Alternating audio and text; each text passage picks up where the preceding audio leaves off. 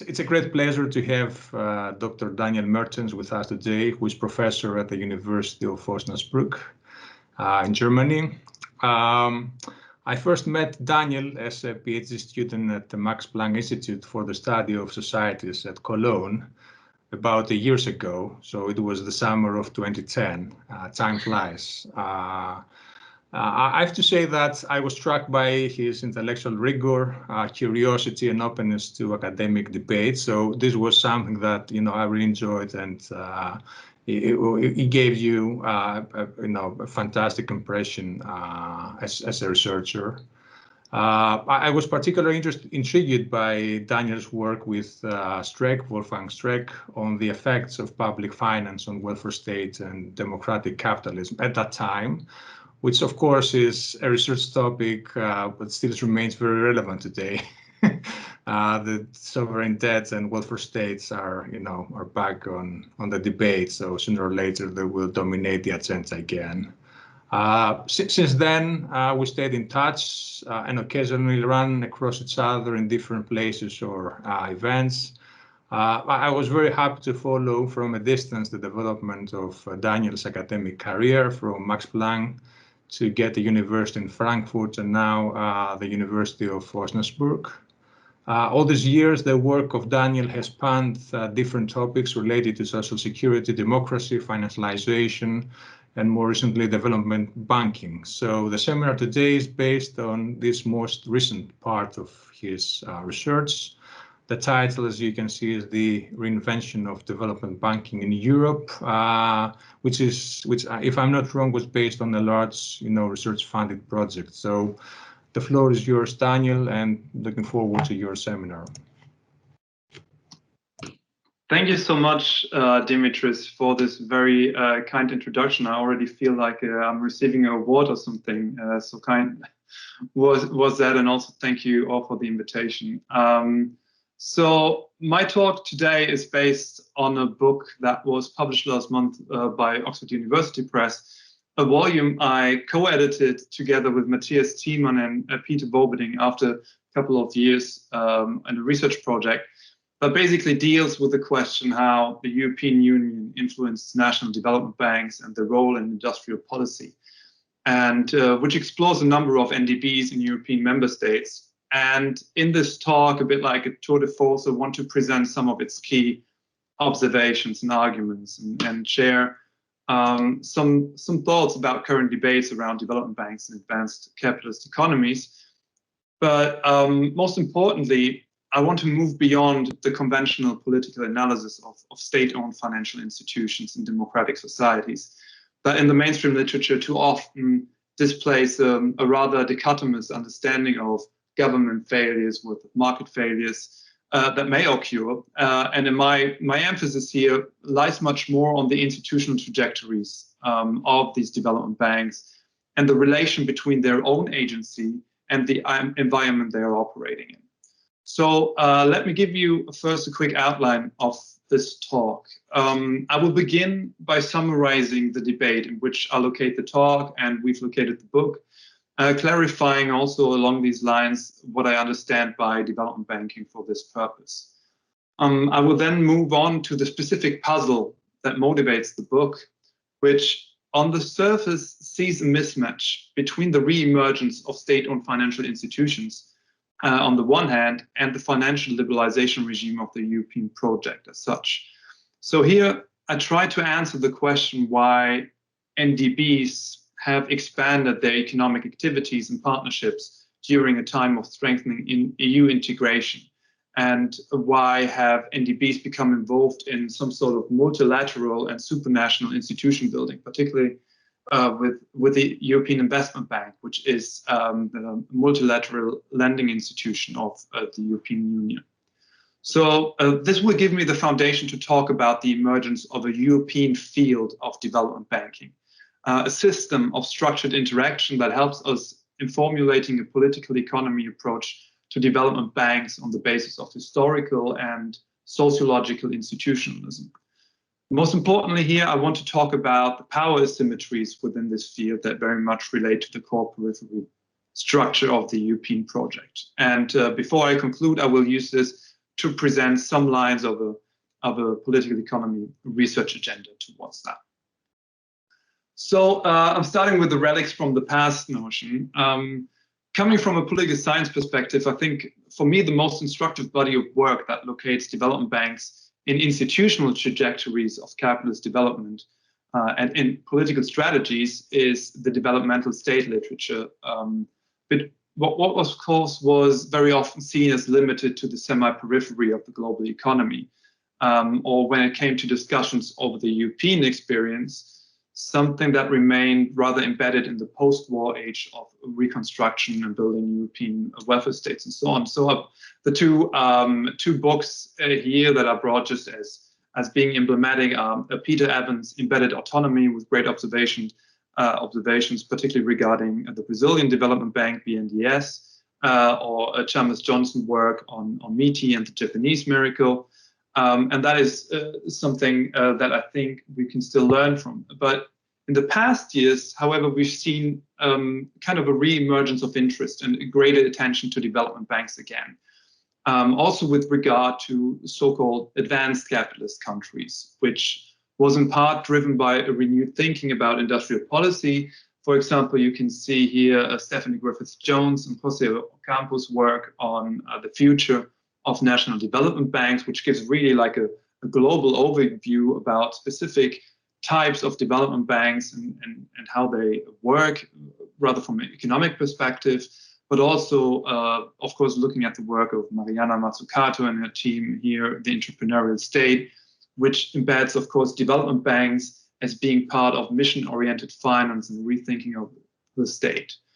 And among this literature, we can see a number of publications emerging, surveys by the World Bank, new databases coming up, specific case studies. And so I think this book is kind of joining this group of scholars and work.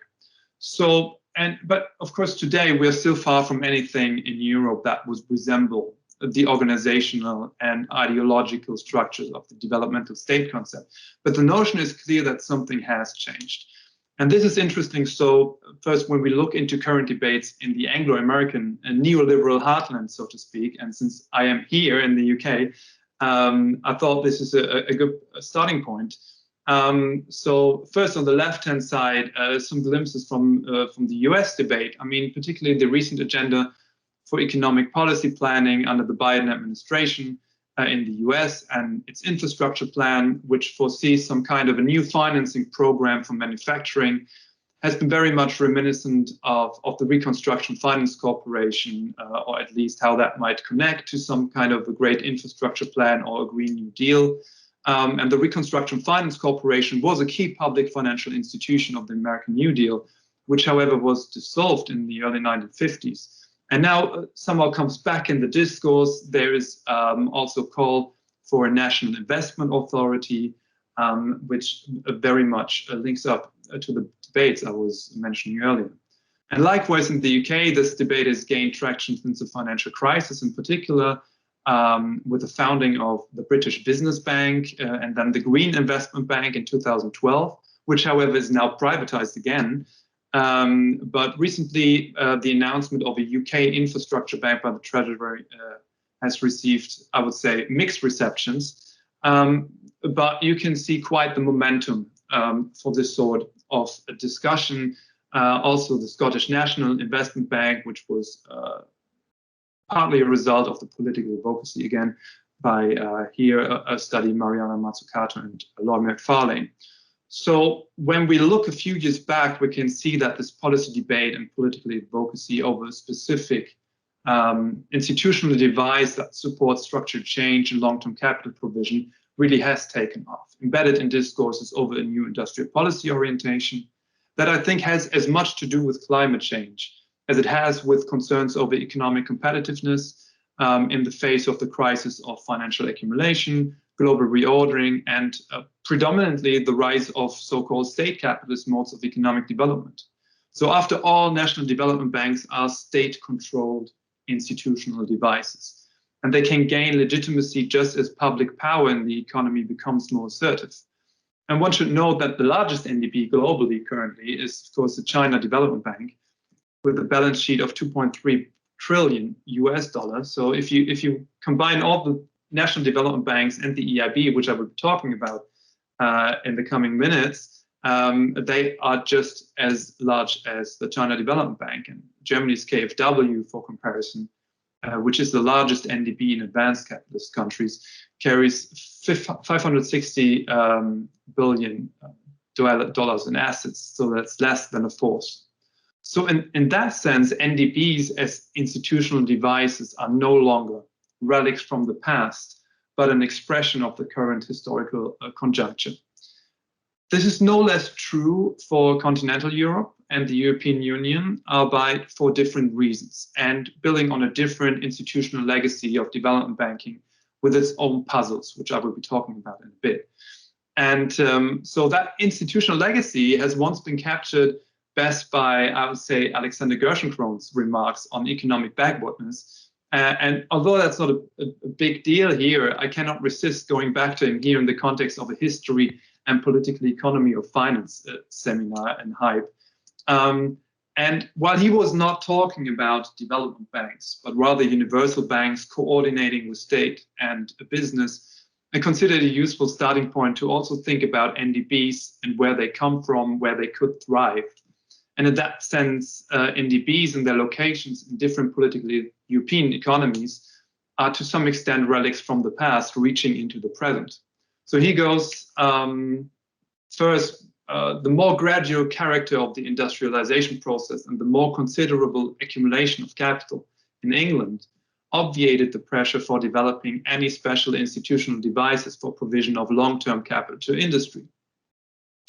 And he contrasts that with the continental European experience, saying the continental practices in the field of industrial investment banking must be conceived as specific instruments of industrialization in a backward country. So we may think about the re-emergence of development banks as a new kind of a re-emergence of backwardness, but I'd be happy to learn about the views of business historians, economic historians among the audience, what they think of this. But I'm raising this here because it certainly also fed into one of the most popular approaches to banking in comparative political economy. And some will be aware of the work of John Seisman in the 1980s, discussing the relation between governments and financial systems and institutions that would suggest a proper, also inward-oriented development bank to thrive in bank-based and state-led financial systems, such as Germany and France.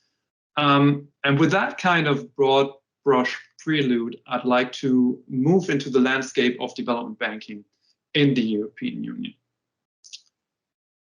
So here's a huge table, and I've already suggested that debates about NDBs grew in Europe from an established development finance infrastructure in many European economies. And the table you can see here is explicitly focusing on those who are inward-oriented, so not so much driven by financial and external aid, which often is also associated with development banking, but we're focusing here really on its inward orientation. And those listed here all have 4 points in common that we use as a definition for development banks in these cases.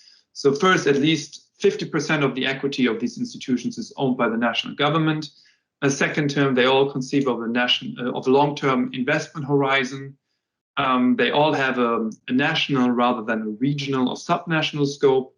And the fourth characteristic is that they have a promotional mandate for a broad scope of sectors and instruments. I will come back to the word promotional because it's very defining for the European context.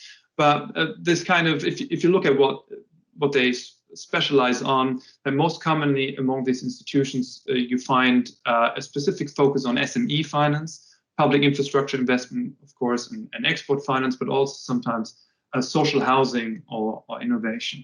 So if you don't follow this talk with your mobile phone, then you can see a number of things from this table, but I'll be happy to more specifically explain them. So first, and that might be a bit hard to tell, is that this table shows us that most EU countries today have a national development bank. So two countries that are not mentioned here in that list, Romania and Greece, they have been in the process of setting one up over the past 2 years. And only Cyprus is somewhat an outlier because it had a national development bank until 2008, but that was privatized. So you really have a wide coverage of development banks as an institutional advice, adding also to a number of subnational or very specialized state-owned investment institutions. And this relates to the second observation that you can gain from that table, is that there are very different founding periods. A few NDBs in Europe, which are also the largest ones, have emerged in the early 19th century and mid-20th century, such as in Italy, France, the Netherlands, Germany, and some in Eastern Europe have been founded or sometimes rejuvenated after the dissolution of the Soviet Union in the 1990s. And then there's a kind of a third wave of those being newly founded, and these are the ones that have been founded after the Great Financial Crisis. Partly, and I will come back to that, motivated by European investment policies and guidelines from the European Commission. And I think that's something particularly interesting. And before I come to this, the last thing I want you to note is that the majority of these institutions have grown immensely after the Great Financial Crisis. Even some already large ones like the Italian Cassa Depositi, Prestiti, have seen high growth rates in that period after the Great Financial Crisis. And also we currently, because of the pandemic, we don't see that trend to stop.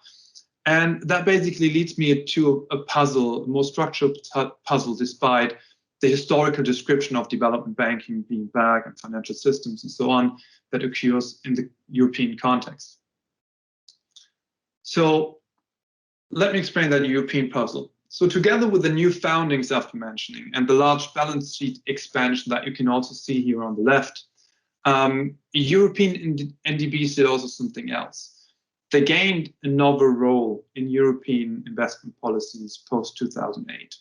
So first in some immediate counter-cyclical activities, but then in the so-called Juncker investment plans, which already entailed strong structural policies, later in the prolongation of that investment plan and the new InvestEU program, which also had ever higher numbers of so-called mobilized investment, which I will talk about in a minute, and relatedly, the proposal for a European Green Deal. You just see here a cut from a communication from 2015, explicitly mentioning national promotional banks and supporting the investment plan for Europe, and that topic has come up time and again in regulations and communications on the European level.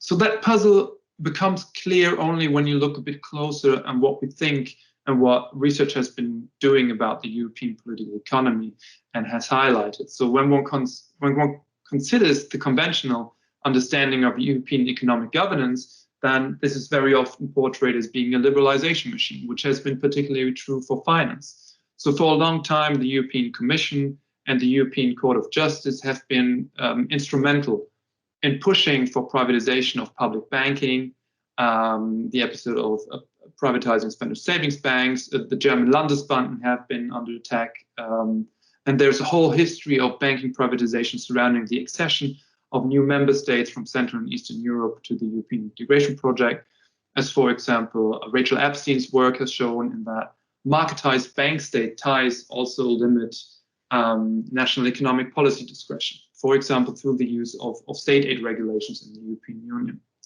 So this appears to be at odds with the growing role of public development banks. On the one hand, you have that liberalizing regime integration project, and on the other hand, you have a growing role of state-owned financial institutions which have belonged to the national economic policy discretion, although the European integration project is said to really shrink that national economic policy discretion.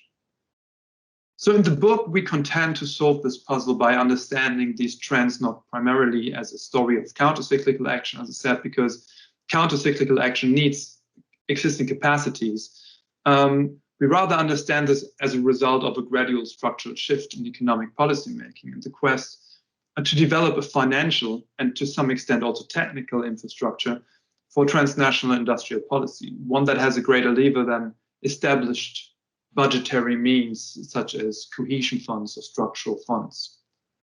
So the underpinnings of that structural shift and the answer to the puzzle are twofold. On the one hand, the prolonged rule of austerity policies in the European Union, but on the other hand, however, the transformation of development banking itself. So let me explain these two steps.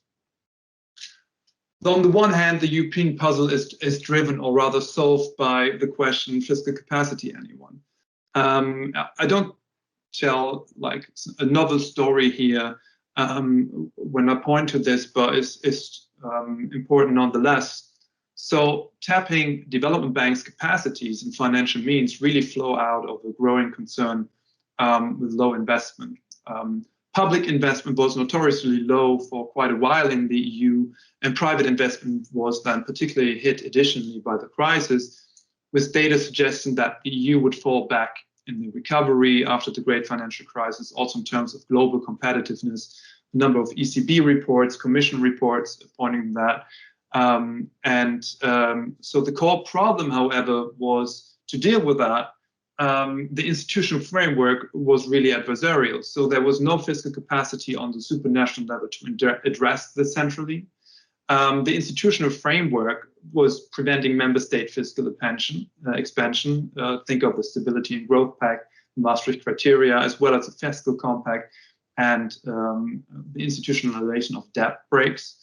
But also the German and others' objection against common debt instruments and fiscal transfer, which could remedy some of these problems. So what happens is that the EU decisively turns to the European Investment Bank to gain some fiscal capacity, and asking member states to join in kind of a common program.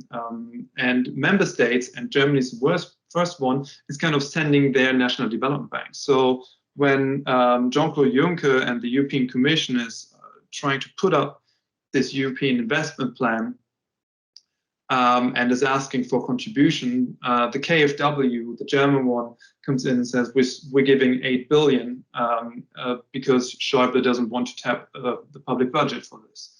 So it's kind of a specific conjuncture here that flows out of the crisis and the crisis management. But this one part of making sense this is just one part of making sense of the European puzzle. And the other has to do with the practice of development banking itself in the European Union. So what we can observe is that there's also a market-oriented turn by key national development banks themselves. And what we call the reinvention. If not, it's not a reinvention that comes like a big bang, but it's a gradual reinvention. And it's something that has been noted in other works, but not in that context. And that rests basically on development banks' use of financial instruments, guarantees, equity. They join in venture capital. They expand risk-sharing arrangements to de-risk private investment. And some engage even in providing special purpose vehicles for securitization schemes. So they're moving quickly beyond a traditional lending business. And particularly all the European investment programs rely on the principle, which you can see written here from an EIB event, which is doing more with less, which basically is another phrase for leveraging and mobilizing private capital in terms of blended finance. So the very principle lies in the mechanisms that public budgets provide a guarantee or a guarantee framework to development banks that allows them to increase their capital market borrowing for expanding their balance sheet, but also use then financial instruments themselves to blend public finance with private finance. So there are a number of processes of marketization, as the book shows in the national case studies.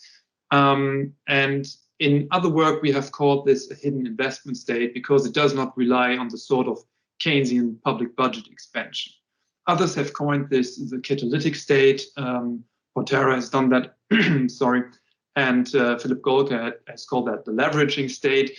And this is important because it stands for something like a market-friendly version of development banking, which is called promotional banking, which has become the official term in EU language for these banks. So if you will go to the European Commission and talk about development banks, and we'll say, oh, we call them promotional banks, because it's very much tied to an idea of how that business is done, based on best practices of second-tier lending, development banks reducing direct lending, and use the commercial banking sector to pass these loans through to customers. And it also relates to an SME focus, which arguably allows much easier the term access to finance to join in the market failure discourse. I would talk a little bit more about this, but these two pillars, austerity rule and marketization of development banks, are really underpinning the puzzle and dissolution. But basically, this led us to ask more questions, to become interested in how this setup has come about, its political dynamic, and how we can explore these structural shifts that I've been mentioning. And aggression-prone incitement not being that helpful anymore, we've been using a different theoretical lens that we employed for exploring this. And that comes from field theory in the vein of sociologists Neil Flickstein and Doug McAdam, which help us not only to make sense of the structural shifts, but allows us also to take into account the asymmetrical composition and politics of development banking. Let me explain that. So field theory, we argue, is a good heuristic to understand when, where, and how development banking takes place in the European Union of today, and it can be very useful to draw out the interconnections nationally and transnationally, which influence the NDB setup. And I believe beyond the European context we are interested in. So first, field theory is a key concept in economic, political sociology to capture power dynamics and strategic interactions. Has different lineages in sociological thought, but also has become more open to political economy thinking. And this is basically due to three pillars. First, basically that field theory is about a relational perspective. Actors taking each other into account here as being active within a similar set of rules, mode of economic and financial integration, and a competitive space, and involves definitional efforts from these actors about what is at stake, and specifically what development banking should be about. Should it be about infrastructure finance? Should it be about addressing climate change? Should it be financing SMEs and innovation? And also about which tools are legitimate or efficient, like said financial instruments. It involves relationship building with so-called internal governance units, like associations and task forces that take on lobbying functions and mediate best practice guidelines. And this perspective involves a variety of political economic actors that affect the evolution of developmental capacities. The second pillar is that field theory knows incumbents and challenges, and that is that a field is organized hierarchically and can thus reflect power dynamics in its field structure, which is, as most fields, asymmetric between those who populate the field because they have uneven capacities. And this leads to competition, coercion, and collaboration as strategic action devices between the relevant actors. And third, this is about seeing development banks or promotional institutions not solely as tools for policymakers, but as hybrid actors in their own right that manage a variety of relationships beyond simple principal-agent relations. What I mean by this is that in the conventional political economic analysis of state banks or development banks, NDBs are mere rule takers, they're agents. But within their environment and strategic relations, they can be as well rule makers. So they're principals, equipped with agency towards other financial intermediaries and so on. And this perspective, we think, enables us to move from single development banks to the broader environment of development banking, and thereby the multiple relationships between key actors shaping development finance. So we try to illustrate our conception of a European development banking field and maybe these abstract categories in a way that I hope makes every regulationist scholar proud, in coming to terms with that in that image. And what you see in this image is how we conceive of that field, and I try to navigate you through it a bit. At its core, let's call it the egg in the middle, sit the national development banks as well as the EIB group, the multilateral investment bank of the EU, and by the way, the largest multilateral lender globally, together with its risk capital subsidiary, the European Investment Fund, the EIF. And in this core, the field constitutes itself by establishing relations of competition and cooperation among these financial institutions, which have begun to rely on the multi-level arrangement of financial instruments, co-lending and guarantees and so on with each other. But also this produced tensions about where and how to make business, and if one of these institutions infringes on the business territory of the others. What the kind of is an interesting link here first is that the core administration and mandate of these banks is determined by ownership. So national governments or member states on the right-hand side here are the first node beyond the core.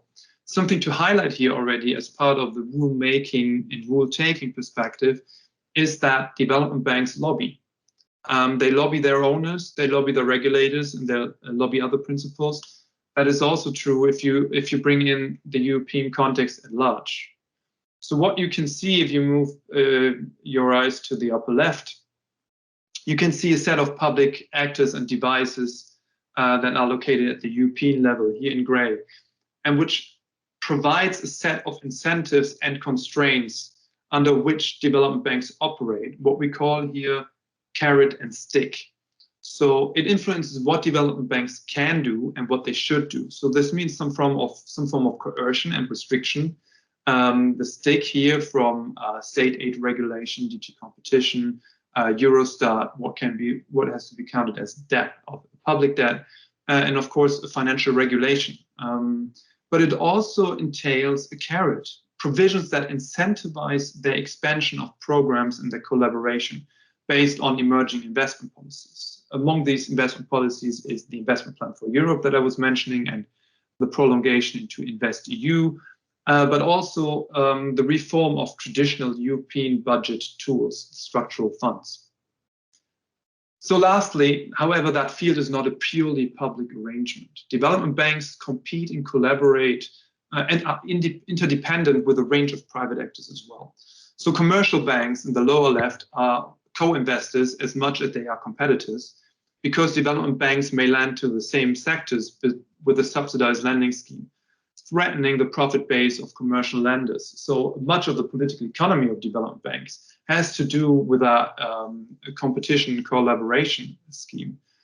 And in some countries, and with them the market-oriented reinvention of how to do development banking, second-tier lending or passing loans through commercial banks is considered the best practice of being less market distorted, so to speak, but also an outcome of specific historical compromises. So, for example, the case in Germany, which I know best, of KfW, which was founded in the post-war period, was very much due to kind of negotiating and finding a historic compromise between the private financial sector and setting up this loan construction, reconstruction loan facility. At the same time, most NDBs in the European Union today refinance themselves on international capital markets, are dependent on ratings, and also collaborate with institutional investors, engage in funds of funds.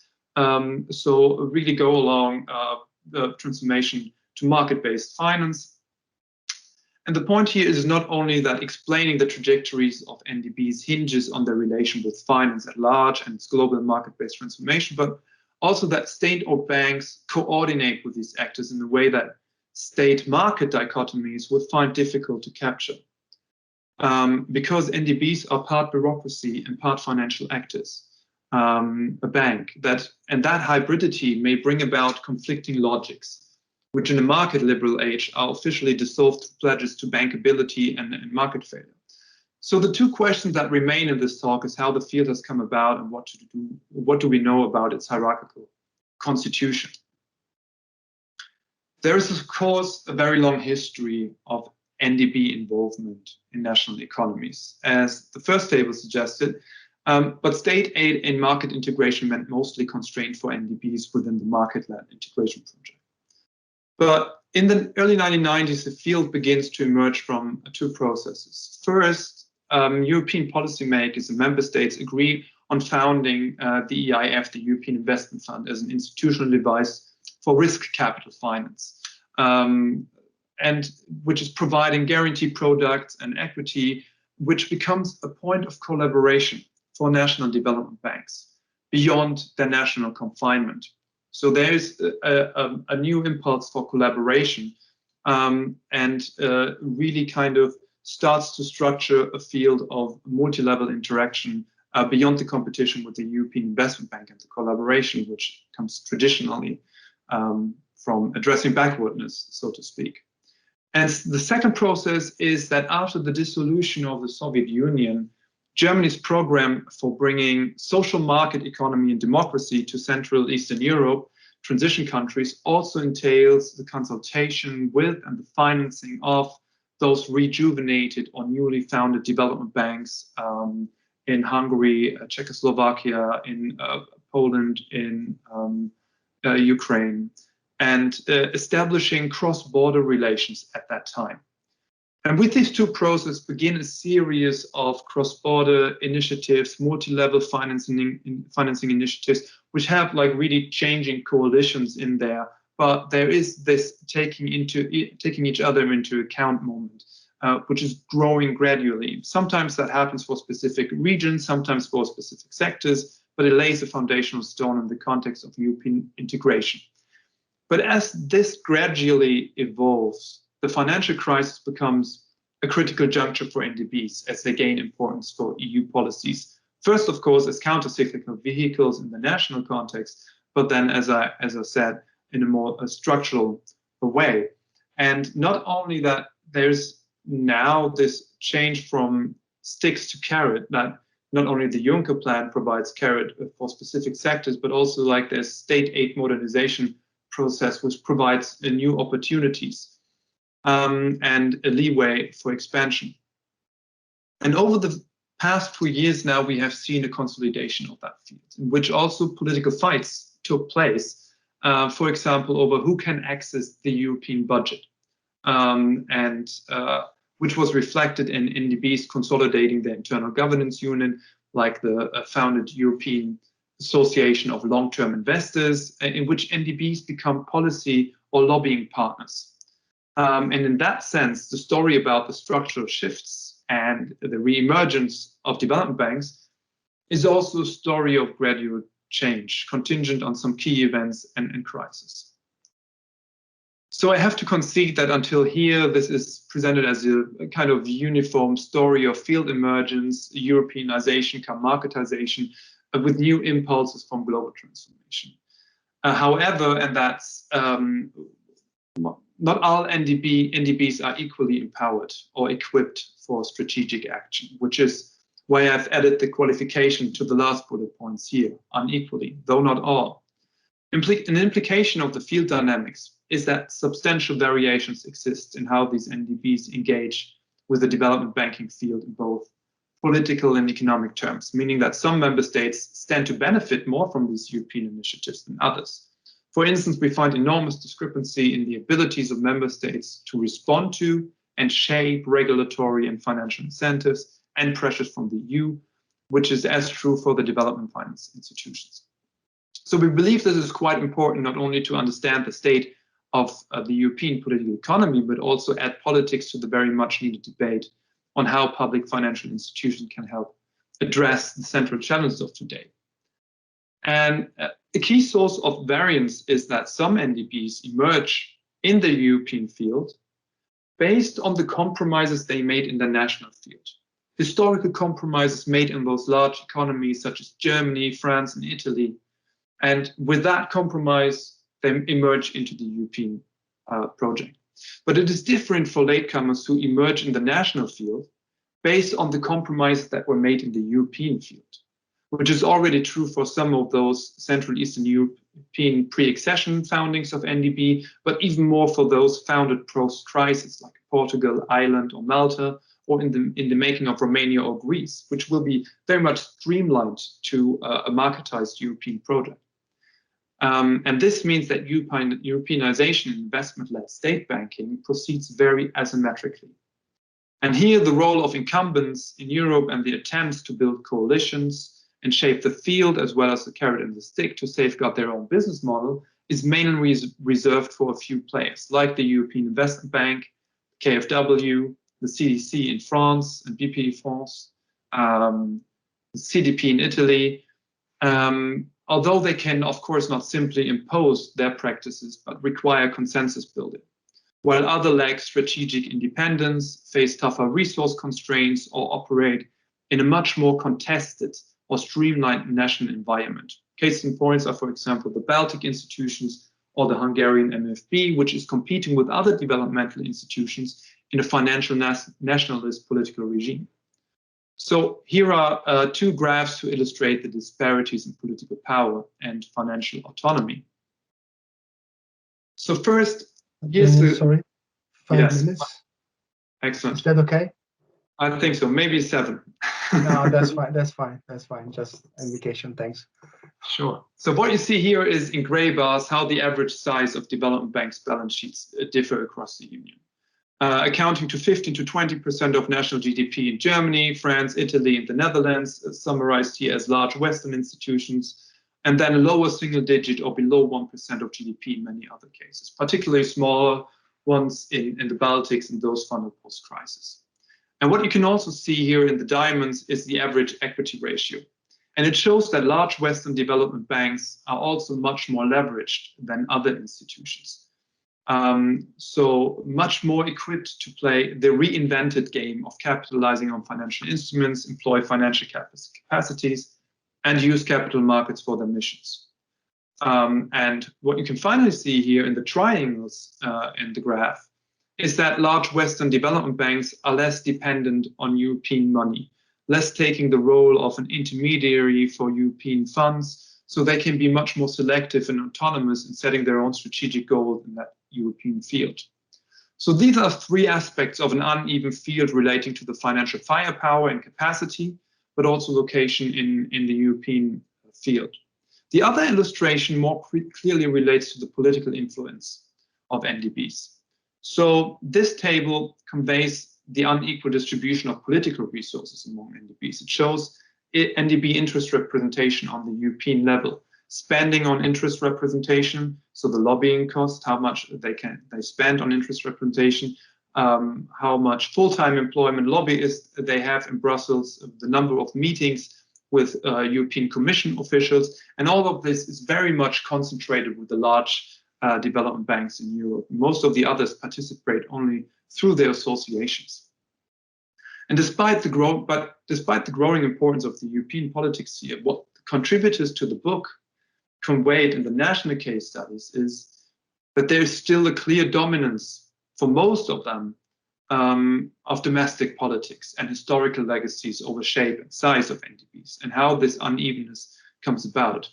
So there's no time to go into cases, but just to give you a brief glimpse of the cases analyzed, here is a table of contents, just saying that we try to kind of capture a lot of different cases across the Union, trying to capture institutional trajectories within the evolution of the European project, but also within sometimes idiosyncratic political and economic processes.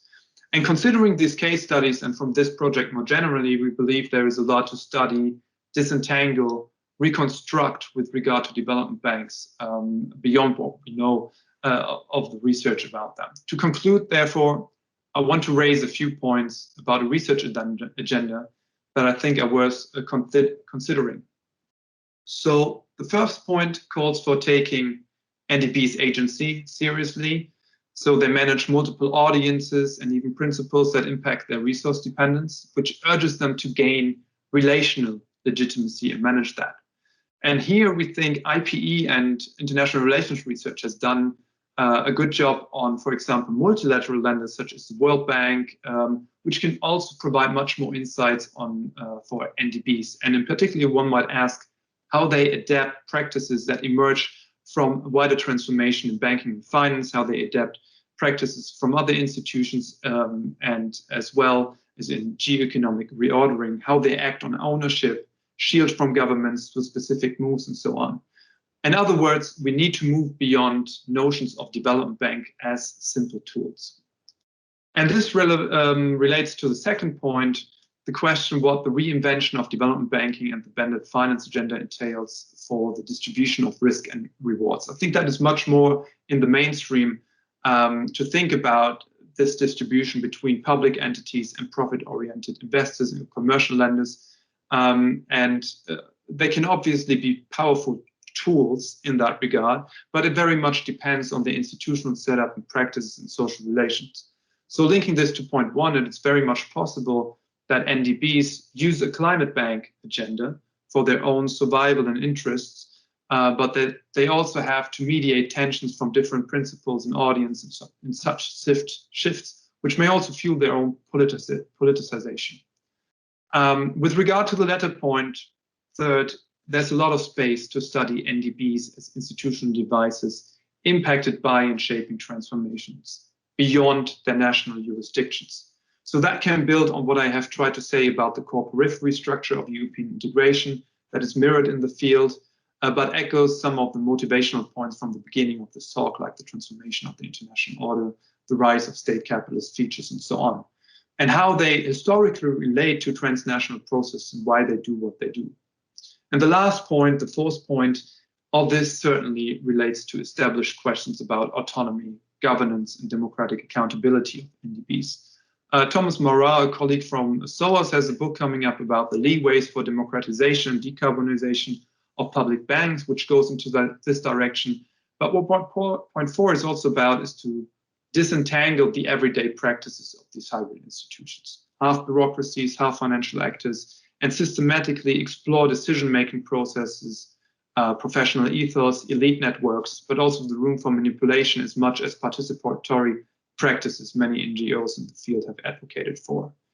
So I think these are some aspects which are useful going forward, particularly if we consider ongoing processes of change, and that is how I want to conclude. I think the outlook shows that the re-emergence of public development banks, both in international development discourse and at home in advanced capitalist economies, is not something to disappear all too soon. One reason is the role in responding to the economic fallout triggered by COVID-19, and together with Eulalia Rubio and Matthias Thiemann, I published a paper in spring last year, how NDBs have already shown to be the go-to institutions for nationally specific financial interventions and expanding guarantee frameworks. And the other reason certainly is the climate crisis, for which probably all available tools need to be mobilized. Once again, development banks do not operate in a vacuum of social forces, which is also shown by the set line and on the right below. And I think that's a point where we should follow up as political economists in particular. So thanks a lot.